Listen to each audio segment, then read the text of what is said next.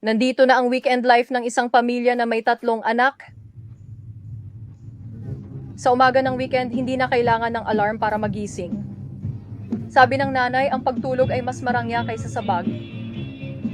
Pagkatapos ng almusal, oras na para ipamahagi ang mga gawain.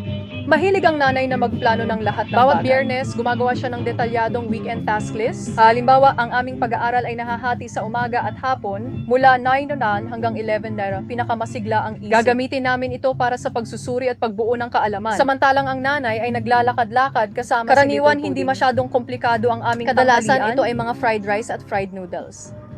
Sa hapon mula 1 hanggang 4, si Little Pudding ay kadalasang natutulog. At kami naman ay abala sa maraming gawain. Ang mahalagang gawain ng nanay ngayong linggo ay ang pagdisenyo ng family calendar.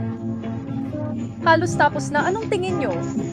Mula 2 na hanggang 3 na pinakaaktibo ang isip. Kami ni Godi ay gagawa ng mga karagdagang aralin.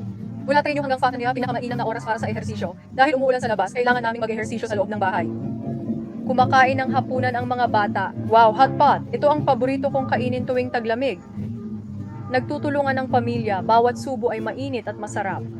Pagkatapos ng hapunan, oras na para sa mga aktibidad ng lahat. Maaari kaming gumawa ng mga bagay na gusto ng lahat. Ngunit kahit weekend, kailangan naming matulog ng 9:30. Dahil mula 10 ay mataas ang secretion ng growth hormone. Kailangan naming makatulog bago yon. Samantalang ang mga magulang ay tiyak na hindi matutulog ng maaga.